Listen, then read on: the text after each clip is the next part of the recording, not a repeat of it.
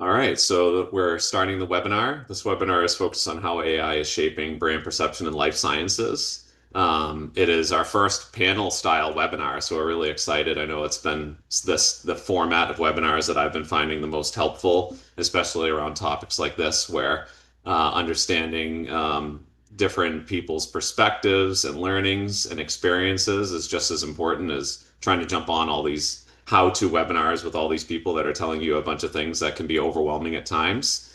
So we're excited today to kind of dive in and discuss this very important topic that's has all of the heads buzzing around and hopefully put some grounded perspective on some of these things. And everyone that attends this webinar today or watches the recording will at least have a few great takeaways that are helpful to them in their journey through this, the times that we're in with AI. So with that, quick intro on Raincastle Communications. We're a full service agency. We do branding, websites, digital marketing, visual identity, all that stuff. I'm doing it for a long time for a number of different companies, a lot in life sciences, biotech, medical device, and otherwise similar industries. But that is enough about us, just to tell you who we are and why we're doing this. And I'd love to introduce each of our amazing panelists who will be answering questions today and giving some background on these topics. So first, Amanda, I'd like for you to give your quick hello and intro. Thank you so much. Excited to be a part of this conversation. I'm Amanda Freiner. I've been working in the communications area for healthcare for probably about the past 2 decades, so have seen every iteration of technology and change and excited to dive in on AI. I'm currently the lead external communications director for Collegium Pharmaceutical in Boston area. All right. Congratulations on the new position. We were our first in-house person on one of these webinars, so kind of Yeah, got yeah, it's lucky four in that weeks way. in, so Yeah, very new but very exciting. yeah. Congratulations again. And Kelly, I had you next on my list. Great. I'm Kelly Holtz. I'm a communications consultant. I've worked both in small and large agencies and in in-house roles in pharma and biotech. I've been consulting for the last 8 or 9 years, working with a range of different companies on all sort of life sciences types of programs and initiatives. Excited to be here. Awesome. And Carly, how about you? Why don't you go next? I Yeah. also see one message about somebody getting an echo, so I'm gonna send. I'll look into that now and make sure nobody else is getting it. Okay, great. Hi, everyone. Welcome. My name is Carly Lennox.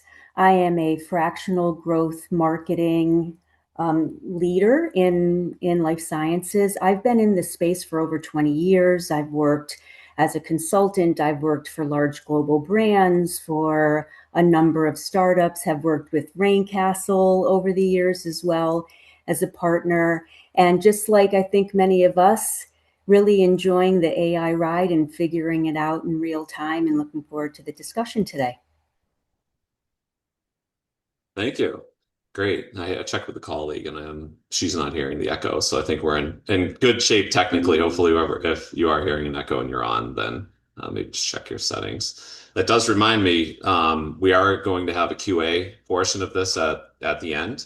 And so please use I think we're all fairly familiar with Zoom now. There is a QA button in the bottom of the Zoom screen that you can click and type in questions, and we'll look forward to any questions that you have throughout the presentation.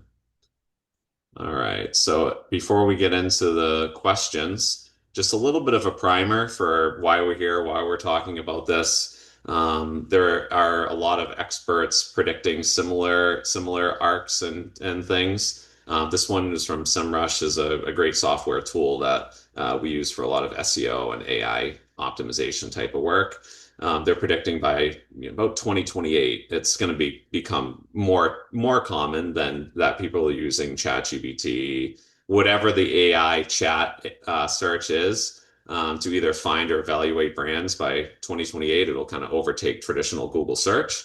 So it's really important to get ahead of it now and really get an understanding of it, plan for it, and really start getting that your roots in, I guess, is a way to look at it. And even now, while people still are using traditional search a ton more so than AI search, it's becoming a more complementary part of the research process where people will want to use these AI platforms to search, get some research in, and then still use Google for additional research and decision making. Or it's the other way around where they're finding out about companies and they're using the AI platforms to learn to ask questions about the company and learn more. And that's where a lot of this these brand considerations come in. Just because I'm sure you're all hearing these different buzzwords, I like to just say AI optimization, so that we're being a little more general of, okay, we're optimizing and monitoring AI. But if you hear about GEO, generative engine optimization, that's more so about putting out valuable information and educational information around your topics that you're trying to gain authority over, so that you become a cited source for a lot of those answers or generated content. Helps a lot with overall visibility and just credibility so that when you are hopefully coming up and your brand is getting mentioned in other types of topics, I do think that they work well off of each other. I mean, you can't really create a lot of authority over topic if you're not proving hopefully almost everything there is to know about it. And then there's answer engine optimization where you're curating and creating content around what are our patients or our potential clients or whoever it is we're looking to get in front of for products or services. What questions are they asking? What are the problems they have? And how do we become a part of the answer for those solutions? So those are just two sides of it. This presentation today will be focused a bit more on the brand perception side. So as you're starting to optimize for AI and you're explaining it, there's really two major sides to AI optimization. There's optimizing for visibility, discovery. We want to be out there when people are researching certain topics or solutions, and we want to be found. And then there's also brand perception, where the goal is to, if somebody starts comparing you to a competitor or asking specific questions about your company, you are hoping that AI knows enough about you and enough about your specialty and your positioning that it will answer favorably and kind of become your best strategic partner in terms of getting those business referrals or whatever your goals are. And that is tough. That's why a lot of companies that in the past could care less about SEO or any of these kind of visibility kind of tactics, the brand perception is kind of the thing that could really shoot a lot of companies in the foot if they're not paying attention to it, because it could either be wrong or steering people in the wrong direction or giving other companies the recommendation over yours. So that's why it is an exciting time. And if you do it right and you monitor it and you care about it and you have solid framework, it's going to become much more of an asset than otherwise. So what I wanted to do today was, I have done webinars and I'm going to continue doing them. I'll send everybody an invite pretty soon that gets into more of the technical things of how to optimize for AI. Today, we're really going to be going over some specific questions from this experienced group about what they're seeing, what they're doing, and how they're, kind of answering certain questions and approaching this topic. So the first one is, what we're seeing in the market. It's kind of a broad question, but really just, everybody, Carly, Amanda, Kelly, you have multiple clients or have worked at multiple places and you're having these conversations every day. So I'd like to ask each of you to lead kind of the answer to that question from your perspectives. And I'd like to start with you, Kelly, about kind of your thoughts of, what you're seeing changing in the market and things that you're, considering and discussing with your colleagues. Yeah, thanks, Dono. I mean, I think you set it up really well. People are very excited about AI. I think there's a tremendous amount of uptake, even in the last year or so. Small companies, large companies, everyone has their own sort of company-approved AI systems. We're experimenting with a lot of utility from across business functions, but I don't think there's consistent recognition of the brand perception issue within the use of AI yet. I have a lot of companies, one the other day recently, where they discovered a competitor that had a look and feel and a narrative that was very similar to theirs. but they're nowhere near as far along. And they were like, where is this information coming from? So we ran, asked the, different agents to compare the two companies, and they were befuddled with the information that they were seeing that represented the perception of their own company. And it lent itself to a very interesting conversation about why we need to think about what we're putting out into the community and how that is shaping what these agents are discovering, what they're, aggregating, and how they're then spitting out this information to us and to others. So I do think that while we're really starting to think about implementation and how AI creates these efficiencies, we need to start dialing in the conversation from a communications and a marketing lens about the way we are controlling that narrative and what kinds of content we're putting into what spaces to be able to support a better output from each of those agents. Absolutely. Thank you. Um, let's see. We had Carly next. I think your kind of what your thoughts are kind of really complement well of some of Kelly's. Yeah, absolutely. To Kelly's point, I think we're really trying to step back and figure out how to structure content. So as marketers, most of us are accustomed to structuring and creating and curating and activating high value content that is SEO friendly. So that's not new to us. But now, what is this next generation of content? How are we writing elegant, high value, consistent, clear content that is right for humans, but also better prepped for machines and these aggregators that are out there? So one of the things that I think at this point it appears is the right approach is with content strategy, for example, with blogs. I'm still a believer of having strong writers in the life science, high tech space to be able to create the content, but then leveraging AI to optimize that content. Hmm. So prompts are huge, really getting that prompt refined so that you're optimizing blog content for SEO, AEO, GEO, and refining that to also say, upload that brand guide, make sure the messaging is on point, tell AI to create thought leadership, high value content with strong headlines that AI is going to love, to make sure that it's structured in a way that's answering questions. There's some lists, there's some bullets. So Yeah. refining those prompts over time. So that's been really, really helpful.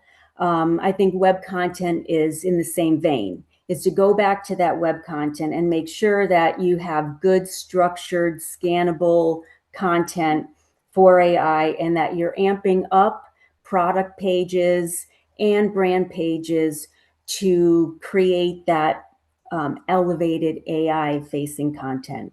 And I think in social, it's the same, is to step back and look at social content with that lens of AI is going to be combing this and pulling from here to decide on authority and relevance. Hmm. Especially LinkedIn, right? Wasn't there just that data that LinkedIn cited sort of twice as Yes. often as every other social page? When I see companies, they're like, we're not really active on LinkedIn, or we don't want to, talk a lot, or it's very basic content. I'm like, the opportunity is a challenge there, but it's also part of that disconnect of like, what are you trying to put out there and where are people finding content? Yeah. I meant to mention too, Kelly, this is really creating a lot of increased risk around not being in these places, right? For sure. Yeah. Yeah, I mean, it used to be it's an opportunity and it's a bonus, right, to put things out into different non-traditional channels. And now it's sort of a risk of not communicating and not being able to position and being competitive in the space. If other competitors are very active in these dynamics and are really actively shaping it, they're getting a much better output when any of your customers or partner segments are looking for that kind of information. Yeah, and you had a great example of companies who may have gone dark. And, if you were committed to at one point and you still have your latest LinkedIn posts were still are not matching with your current direction, that could even be, contribute to that risk of not Right. being active. For sure. Old language, leaders who are wanting to be thought leaders who have content out there but haven't been active on LinkedIn for 6 months or their profiles still show former companies. I mean, it creates a conflict that is far beyond just what people see and much more about what the inputs are to those algorithms. So we have to really think about how we position those and where we pull those levers a little bit differently these days. Yeah, I know. I can't believe it took me this long. I put my own name in ChatGPT 2 days ago. And I don't think yeah. So as much as I've optimized our own website and presences, I need to go and update my LinkedIn profile and get that matching with what's on the website. So there's so many That's great. opportunities. And I think, Carly, what you said is the key is retooling where, I think CEO said to you, like, we don't need a website anymore. It's all AI. But it's like, but you said, no, we need to retool our website and our strategy and our social because our website is the source for a lot of these types of things. That's right. Um, and yeah, I did want to hear from Amanda. Sorry. Yeah, Just no, wanted to follow up on a it's couple of it's those. Yeah. interesting, right? Because it feels like AI is moving fast. As Kelly, you said, like all of a sudden you turn around and you look and you realize that your company is being talked about in a way that you weren't expecting. But if we go back to the basics of what this is, I think as Carly, you were saying, it's a lot of retooling, right? We've done this, whether it was all of a sudden Wikipedia is now pulling in information on your company and how are you paying attention to that, or the open AI from Twitter, now X, was pulling in a lot of information into influencers or how things are being shared. I think where and how it's showing up has shifted, but the idea of consistent and, Carly, as you said, high value content remains important. Mhm. And maybe we've ebbed and flowed as to how much we've paid attention to it, and how much we've leaned into being consistent with it, which is why I'm always a big believer in don't be everywhere, be a few places really, really well. Keep that LinkedIn profile updated.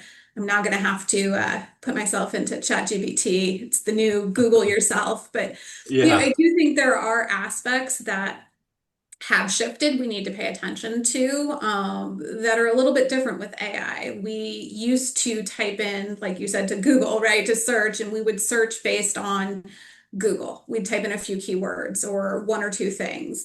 And now, between voice to text for search and now how AI works, they're really long tail searches. They're very specific. I think the latest data I'd seen was like 50% of searches have five or more terms. So Mhm. when you're thinking about your content and when you're thinking about your entire strategy of how you're showing up, from SEO to the search engine marketing behind it, to what's organic, what's paid, what are the terms you're using, you've got to think about the fact that people are being highly specific. They're not being broad anymore. So how do you weave that into both your paid strategy, but also your content strategy? Mhm. And it's just a different mindset, but we've done this before, right? We keep doing this as technology changes, and we always feel like it's brand new and sort of scary. But if you break down the basics, I think, Carly, as you said, it comes down to really good content. Mhm.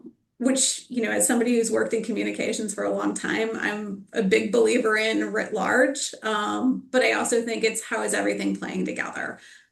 It was funny, I had somebody say to me, like, oh, now communications is really important because earned media is more important than paid. And I was like, now it's really Sure. Yes. Now like and always. today, like it wasn't for Right. the last couple of decades. But I think people are tuning into different aspects because of AI. So how do we lean into what's now rising to the top, but also remind, like, hey, we've done this, we can do this.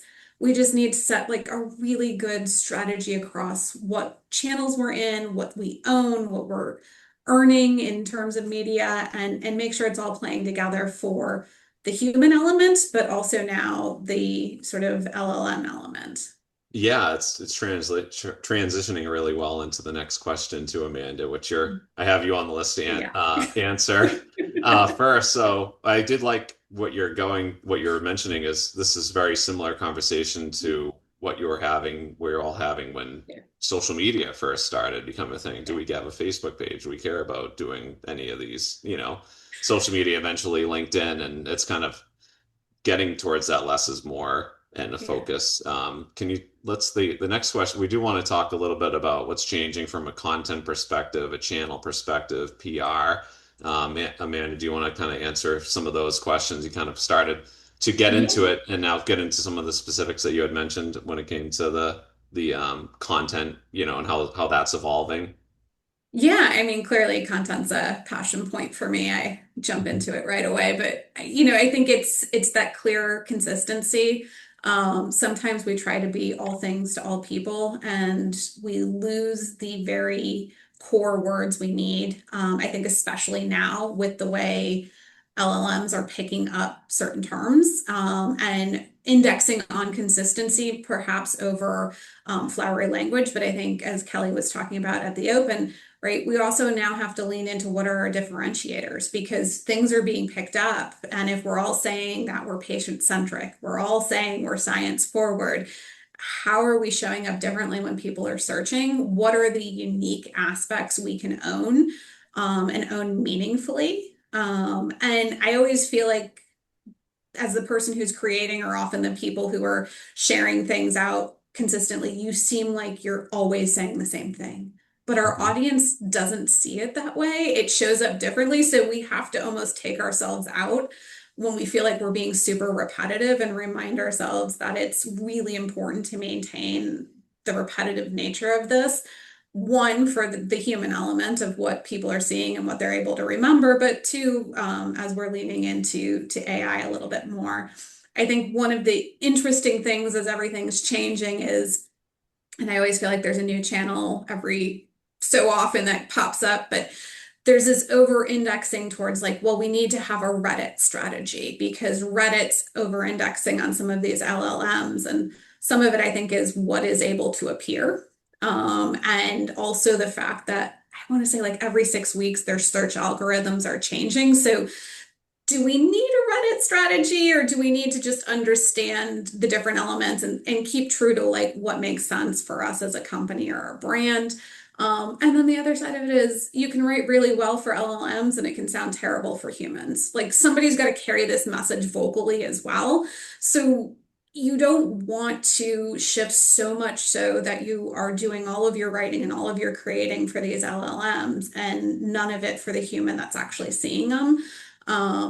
So I think it's a blend of making sure that you've got key terms, you've got consistency, you understand what channels fit for you as a company or a brand, not necessarily fit because the LLM tells you they're important. And really be able to dive into that. And as Carly, I'm going to steal this term for you, but high value from you, this high value content, like this really deep quality content that adds interest, that adds a POV, that adds differentiation. And it's okay if it says some of the key things over and over again. That's what we want. Mhm. Awesome. Yeah, and another thing with AI making it so easy to, maybe before, if you wanted to be on every single channel and post every single day, 10 times a day, you could probably accomplish it with AI. But then what happens to the brand voice and the writing for humans? I think that was Yeah. another kind of thing you had mentioned, Amanda, too, of why you need to somewhat avoid the temptation to do that and really focus on the most important things. All right, thank you. So, Carly, kind of expanding on that. So we talked with Amanda about some of those channels that you have a lot of control over. But I was hoping you would kind of touch on a little bit about the, PR and Yeah. why that's becoming more and more important. Yeah, absolutely. It's interesting. I just had a conversation with the PR expert that I work closely with yesterday, and she was saying, "Oh man, the news cycles are changing so much." And she's finding it more difficult in our space to work with outlets and get placement and outlets. And we were just commenting on how part of that might be just in a specific way, is that folks are really zoning in on how important earned media is right now. Because if we think of the content we own, whether it's on our site or the content we're creating, that is explaining who we are in our brand. the earned media is a major validator. And with AI now, it's bolstering, I think, the prowess and imperative around earned media and PR in a way that we haven't seen in a long time. So I've always been really bullish on PR, but I think there have been some leaders and firms, especially those with smaller budgets, that might say, we don't really have enough innovation to warrant PR. We're not going to have enough releases. We're not going to invest in that. It's a nice to have. Maybe when we get bigger, maybe when our pipeline's fuller. It's a non-negotiable now in order to have that validation that we need. And then social is what's keeping that story alive out in front of the market. So I think, like what Amanda was saying, is there's this synthesis across channels where I think now social, but PR in particular, is something that can't be put to the side. So I think that really is a big game changer. And I think from a funding perspective, people can step back and look at, well, if we don't have immediate funds available for a strong PR strategy at this point, we might want to look at some other classic spending line items, if you will, and reprioritize PR. So for example, maybe dial back on paid for a little bit and focus on earned media. I think it's worth the gamble right now, and then let's see, because I think if you're not doing it, you're going to be missed. Yeah. That validation is really important. Yeah, there's definitely for the short term a kind of a compounded benefit for your traditional ranking and SEO and also the AI search Absolutely. and credibility and on top of all the reasons you should have maybe have tried to do some PR in the first place. It adds on to that the AI's ranking factors of the third party mentions from credible sources and just however you can have proof that you are the real deal. Absolutely. You know, Because AI wants to compare, but it is driven to prioritize. And the way it prioritizes and ranks, to your point, is through that aggregator of the content we own, but most notably, more outside of our control. It's going to say, well, that's not their word versus ours. It is going to prioritize that content and that brand accordingly. Mhm. Awesome. Kelly, what are your thoughts on these things with the channels and what's changing and so on? Yeah, I mean, I think regardless of the resource and the channel prioritization and all those things, all of this to me comes back to the critical importance of good brand positioning, right? I think that the challenge we have often is companies say, well, we have a narrative, we sort of know what we're doing, we just need content, or we need content that's on a specific pillar or whatever. More than ever, I think the words matter and the consistency of the words matter, and that requires that we take the time with the leadership and with those people who will be spokesperson, who we might be putting out into the ether, who maybe it's not the written word, but it's the verbal sort of dissemination of the brand strategy. We need to know unequivocally what that core position is. What are the key messages that we need everyone to see? What are the reasons to believe that we believe are really different? And we need to put those out very consistently, like Amanda and Carly have both said. We have to think about that really differently, right? There's always flavors in how we've communicated, and different people who are leaders want to convey certain elements of the brand in their own way, and all of that's great. But to be mindful that these agents and these LLMs are picking up these insights, more important than ever, that the same phrases, that the same buzzwords, the same core elements are showing up wherever we are present in the website. The company that I talked about that had the competitor discussion, I was like, and we need to invest in the website because it's not saying what we really need it to say. And having that core framework, that core narrative that we can deploy consistently, universally to all these channels is what enables us to make sure that we're controlling in the best way we can the kind of content that these algorithms are pulling and the way that others then perceive us. So for me, it's something that I'm consistently talking about with my teams.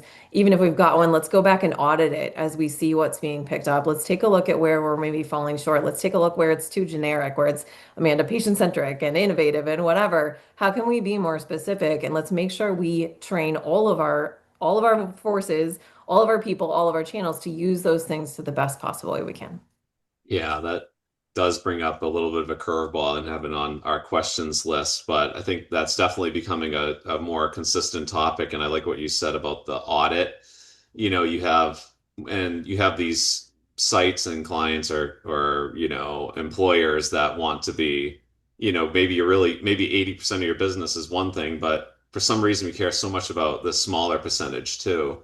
Do you have any of the three of you have any feedback on, what can you do to keep people on track and understanding? No, like it has always confused people when we try to seem more generalist than we really are. And now it's becoming a big detriment because if you come off as generalist, the AI confuses you and they would rather recommend a specialist. Anybody have any thoughts on how they've handled that in the past to try to reel people in and try to become more focused?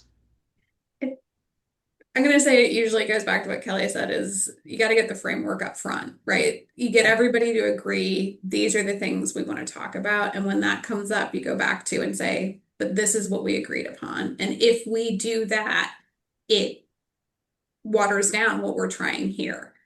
It's okay not to talk about everything.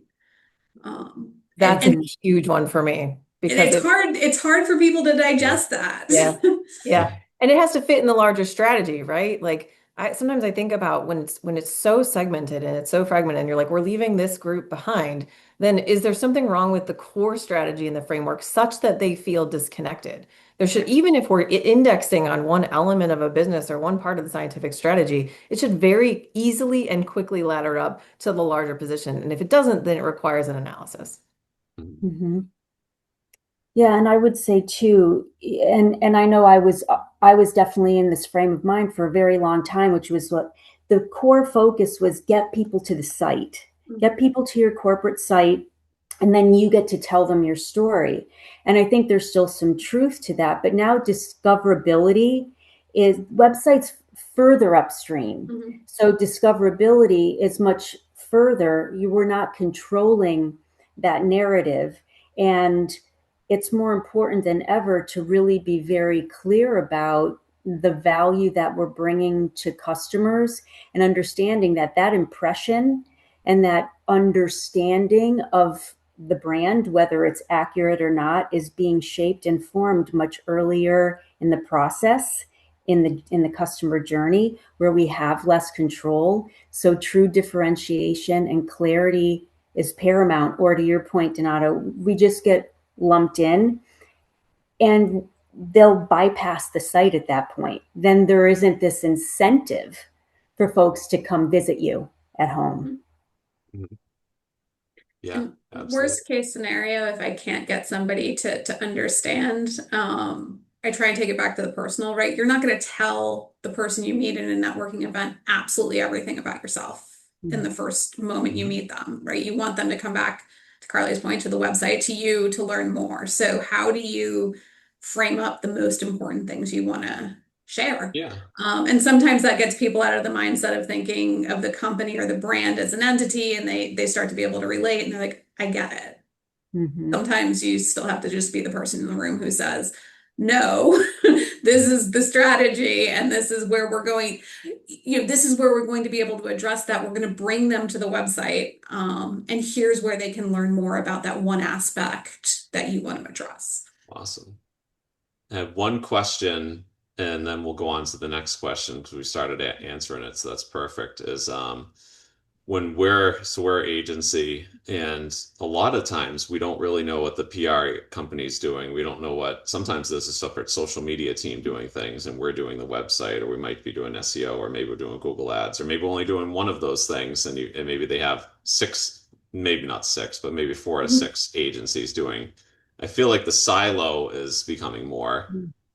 Is there a way that you've audited or you would use a brand messaging framework to get all those different people on the same page and making sure that they're focused on the same strategic messaging and positioning?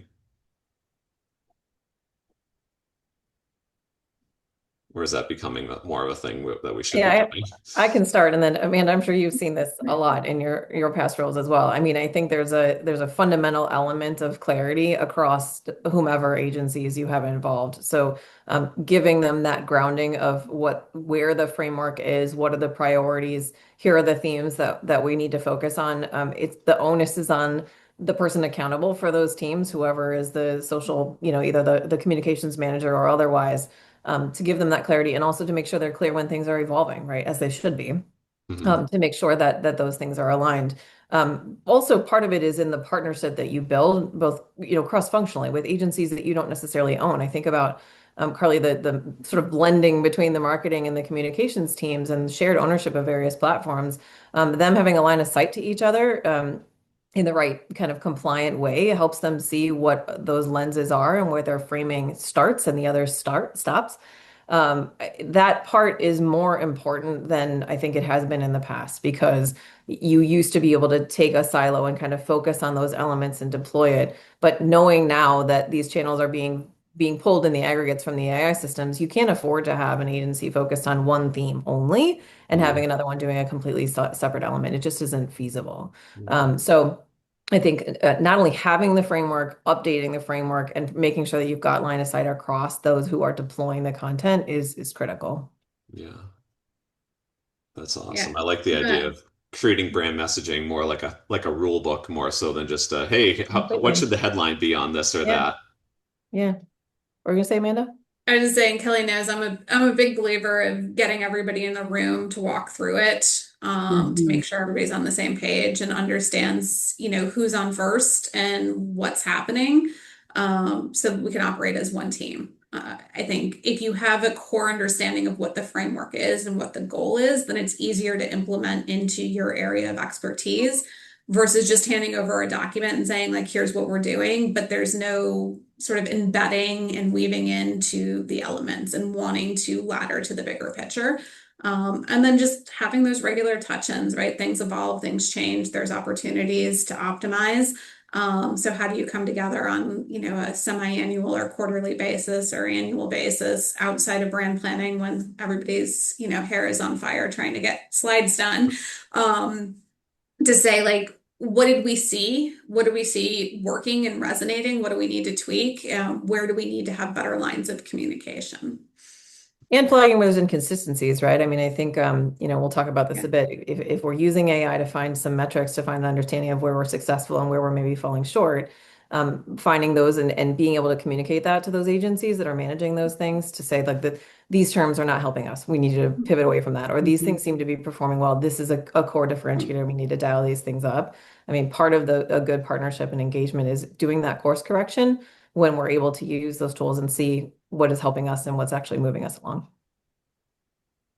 I think to Amanda, to your point too, I've always regarded my team as being anyone that's internally on my team, but also all the agencies that I'm working with. So at least once a year, I'll bring everyone together and encourage direct dialogue between agencies too, if they need to, because we are all collectively on that same team. And then share with them the marketing strategies, the communication strategies, come back together at least once a year at the beginning of the year to either revisit or refresh, get their input as well so they can be very intimately involved in the shaping of the story, if you will.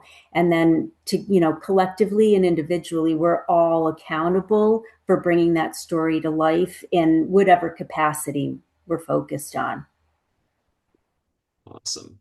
And yeah, just I had a call going into the next question with a client this morning that was similar to this next question, where how do we, when the leadership or when our colleagues or when anyone kind of comes in, they say, oh, this is all, I think this is important. What are we doing about it? How do we explain kind of what we're doing now, if we're doing it well, probably is working in a way.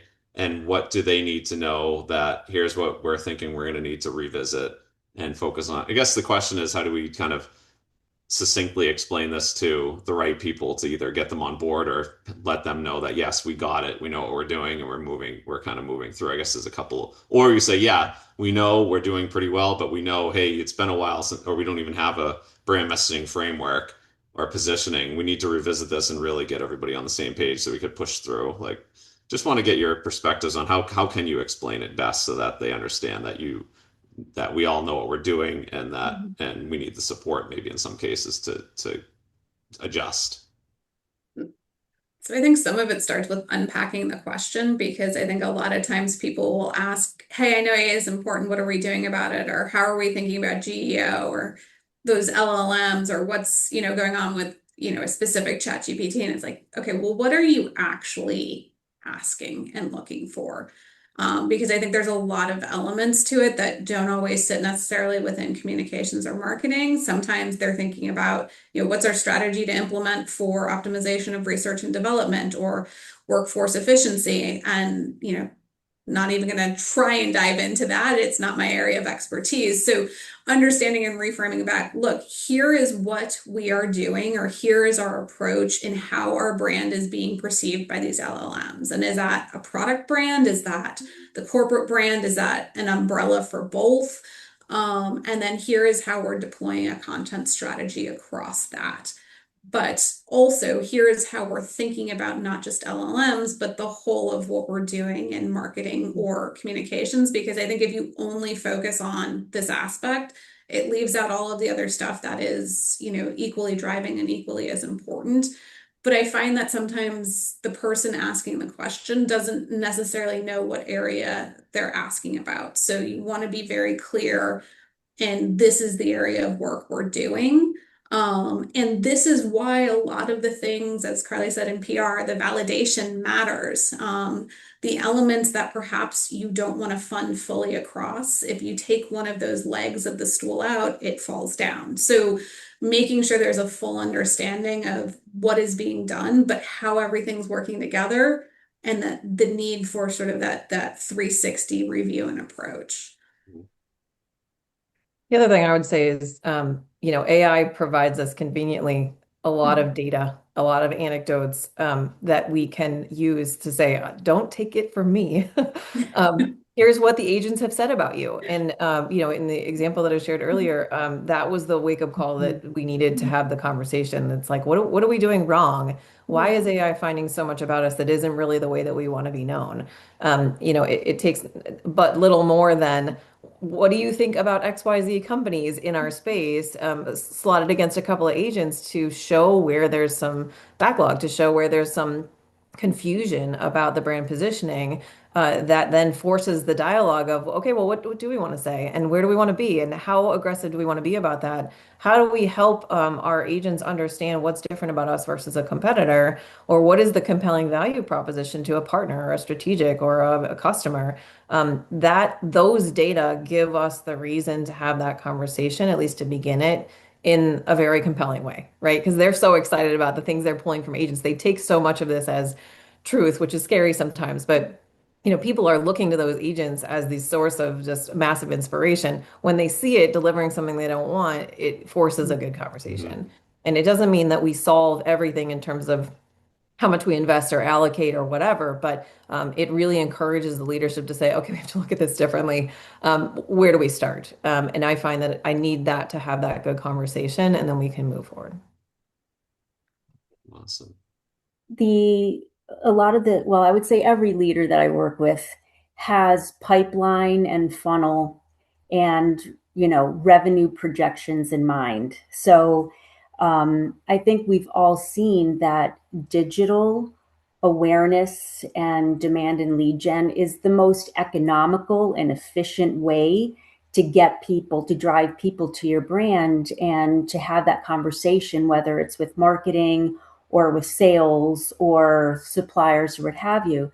So if something's disrupting that, they need to know. So if that impression, if investors, partners, customers are, if that impression is being shaped earlier upstream and it impacts the ability for us to engage and have conversations with them, to bring us in, to bring them into the funnel, to be able to nurture them, then meeting those folks where they are earlier on is an imperative, or it is going to impact the pipeline. And it's too expensive, cost of sales or cost of marketing, to try and then retool and say, well, discoverability and awareness above the funnel doesn't matter as much anymore. It matters more than ever, especially if you economically want to, generate demand. But we just need to do it differently. So I like to have the pipeline discussion because of the direct impact on that, and that gets attention. Hmm. Thank Yeah, you. that's a great point.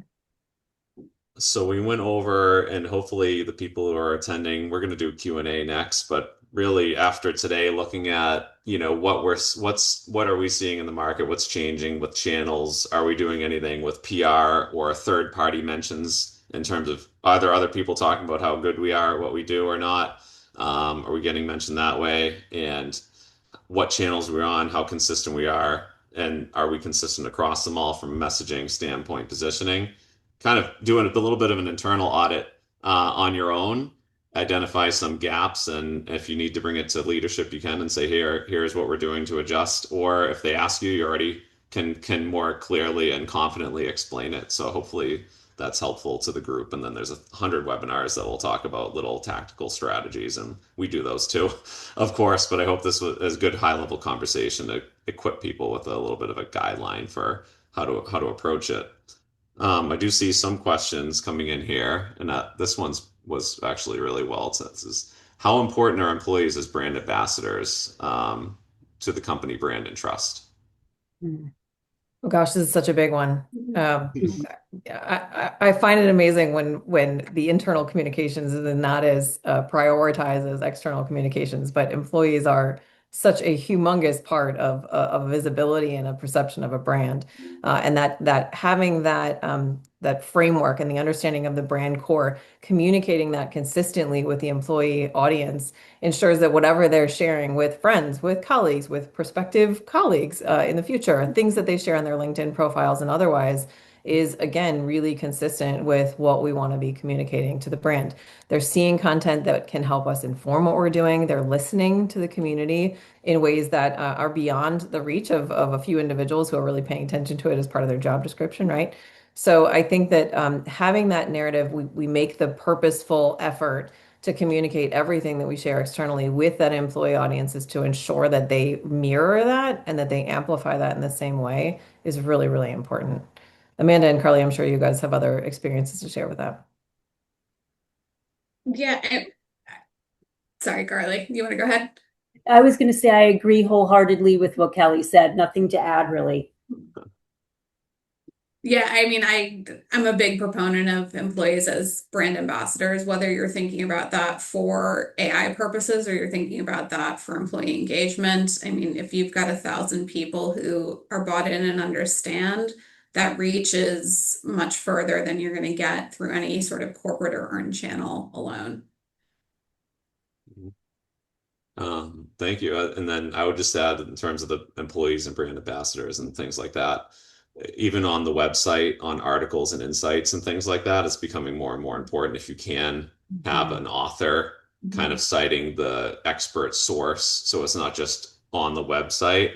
That's becoming even more important to, because AI is all about proof. And if they know that Yeah. they tie that person to that expertise area and they wrote that article on your website, it actually does go a long way. So that's a little bit different, I think, what you meant than what the question maybe meant about posting on social media, but even getting them involved and credited if possible on the website for certain pieces is a great strategy.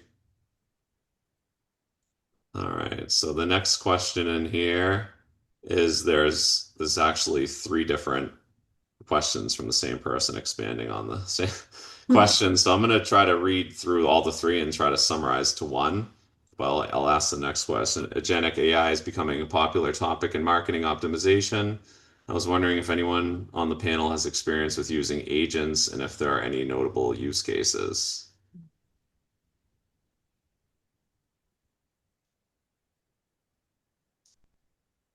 Kelly, you're on mute. I was just reading the question to make sure I Oh, understand the question. Mhm. Agentic AI for marketing optimization. Carly, do you have thoughts on that? No. I would say it's outside my area of expertise. Mhm. I've certainly started to dabble in, how to help do things quicker, faster, better. But in terms of, automatic programmatics and those type of things, I think everybody's scratching the surface on deployment there, Mhm. and trying to learn from each other. Mhm. Yeah, Donato, is that something that you guys have seen? I mean, you're sensitive to a lot of those specific agents and their applications. Yeah, it's more of a newer topic. So we're focusing more on the what we can measure and kind of optimize through. But yeah, it's becoming part of the strategy, but not what we're really commenting on or suggesting anything yet until we have our own done our own Mhm. research and tests. All right. So this person says, I've been shut out of LinkedIn content with searching on some LLMs and keeps the LinkedIn profiles, company pages updated, other ways to dual feature content on sites. Let's see. I don't understand that question. I think Um, the question may be about what's showing up in AI searches and that LinkedIn is not appearing for the individual. yeah, they definitely And index it. I have had trouble on my own from time to time where it's kind of like the AI will scrape the LinkedIn, but you can't just tell it to go do it right now. It's more of like they'll probably go once a day and scrape content off LinkedIn, but it's not like it can just pull it up at any time. I feel like it's right, everything's changing every probably 6 now, 4, soon 2 weeks in terms of what's being pulled in and how it's being pulled in and how it's thinking about the aspects of the totality of content. But I think this is the where we end up indexing into things like, oh, because of the way Reddit's structured and the nuances of all of the subreddits, it's indexing against a LLMs because it's matching that long tail search and it's public and it's open. You can look at it. And so, is it really that we need to be thinking about putting more in Reddit, or is that just what's being fed in? With LinkedIn, perhaps there's some challenges in pulling content in. I know Facebook and Instagram, there's always issues in trying to pull, content in some of these big reviews. And it's not to say that there's not conversation happening and that conversation isn't having impact or showing up in those own platform LLM AI aspects. When people are searching for things, I think it's the challenge of chasing where we're showing up versus kind of setting it and understanding what's coming in and what we can actually pull levers on and where maybe, we just got to let it ride because we're not going to be able to invest in good content or good alignment with some of those aspects. I don't know enough about if LinkedIn's pulling in and how it's being pulled in and where those sort of click Mhm. this button and you make magic happen Yeah. type of aspects are though. The last I think you're, question. Hmm? go ahead, Donato. I was just going to say, last question was about the. Oh, I'm sorry. You're going to add on to that answer before I say that. No, I was just going to kind of comment on the question about timing and timing for impact and what you might see. Yeah, yeah. I mainly was going to say for that, the content freshness is heavily weighted. You would want to correct Sure. some previous or delete some previous things that maybe are mismatched. But the good news is if you figure out your message and you start getting that content out quickly, it does have a quick turnaround in even faster than traditional SEO. Mhm. Yeah, I think we've talked about this, but for sure you're not going to see an impact in a few hours, right? When you post content. Mhm. But I think that one of the things we've talked about is consistency. It's also consistent delivery and updates, right? Like putting something out there on a Mhm. website is a great place to start, but you knowing how quickly the algorithm's turning over, knowing that they're pulling kind of buzzwords and keywords and not content just universally, that's the impetus for us to look at the cadence of content that we put out across channels and make sure that it is refreshed, that it's updated, that it's sensitive to the feedback that we're seeing, that it's informed by what we can find in those searches so that you have this readily fresh content update that informs those algorithms on a semi-regular basis, whatever that may be. I think that depends on the content that you have and the sort of topic that you're in, but making sure that your teams understand that it's not a one and done in my mind, is what is actually going to generate that longer lasting impact that's reaching across those agents, across those algorithms to make sure that you've got the perception and the share of voice that you really want. So I'll take the next 3 or 4 minutes just to show the tool that could be used to monitor and measure some of this. And then we'll wrap it up. So this is SEMrush.com. They have an AI toolkit, and this is the demo account that allows you to see brand performance. And there are a lot of you know, insights that get automatically generated by AI for what you should or shouldn't do. And some of them are good and some of them aren't as good, but overall, the tool works really well. And you can pick the competitors that you're being compared to. And you can also pick whether it's targeting worldwide or United States or a different country or something like that. And then you can also toggle between ChatGPT, Google AI Mode, Perplexity, and Gemini. And some of the insights you can get as you just kind of scroll down is it'll give you an overall share of voice, how often you're getting mentioned compared to the competitors. So that gives you an idea for your total visibility in that way. It'll also give you an idea for if you're being referred to favorably or just general by a certain AI platform. And usually, from what I'm seeing, general is either because there's something negative or it just doesn't know enough about you in certain ways to have you noted favorably.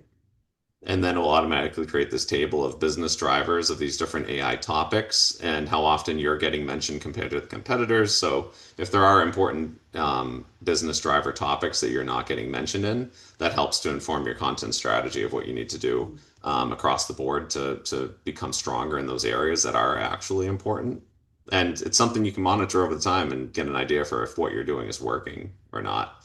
And then as you go down, it will add in each of the competitors and kind of give you a comparison side by side, which is kind of nice as well. And then once you get to the bottom, it gives you your prioritized urgent. I don't know why it always does in reverse order, but urgent to medium or even short term ideas for something you could or couldn't do. Sometimes you read it and you're like, that just makes no sense. But sometimes it actually brings some good insights of something that you might consider doing. So that's the overall visibility performance. And then they also have perception, which when you browse that, you can kind of go through and say, hey, okay, that's great. We're 80% favorable. What's with the 20%? And then it will give you the areas for improvement with why it's saying that maybe you're not so great in these areas. Sometimes you read these areas and you're like, well, that's true. We don't want people to come to us for that. And sometimes you'll say, oh, that's something we need to fix. And that's where the content strategy and work comes in.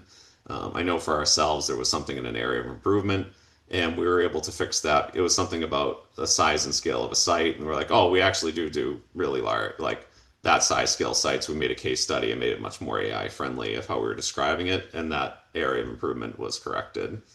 So that's just an example, and you get a similar thing down here with the strategic opportunities. Another one is they'll ask AI a bunch of questions about your company, and it'll show if you're getting mentioned. And then based on if you're not getting mentioned and your competitors are, it will give more insights for strategic opportunities, which is nice. That's part of the narrative driver. And then these are the questions. So it's a lot, and you can get a lot of good information from it. And then you can also set up specific prompt tracking once you find prompts that are relevant to the company to see if you're getting mentioned aside from just doing it manually.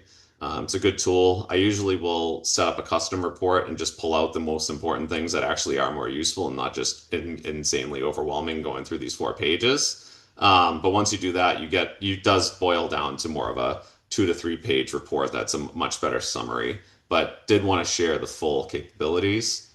And then in terms of the visibility overview, that's where you would be able to put your domain name into this tool and check the visibility, and it'll give you a score. I put a Nike.com in, so they have a really good AI visibility, but it'll kind of give you an idea for the different topics and sources, and also compare you automatically to the competitors so you have an idea for where are your competitors getting mentioned that you aren't, and the other way around. So it's good, and it does actually give you something that is tangible and you can show progress. And aside from just knowing that there's a baseline, what you need to do to hopefully improve things better. If anybody on the webinar does want an audit report for their company, it's something that we've been offering as well. So yeah, I think we're finishing right on time. There's one question left. I see who the person is. I'll shoot them a message since we ran out of time. But yeah, I really just appreciate Carly, you, Amanda, and Kelly for joining today and offering your expert insights. I really appreciate it. And yeah, hopefully we'll get to do another one of these very soon. Thanks, Fantastic. Take the everybody. time. Thanks. Good to chat with you all. Good to chat. Thank you. I hope everyone has a great day. You too. You Thanks. too. Bye.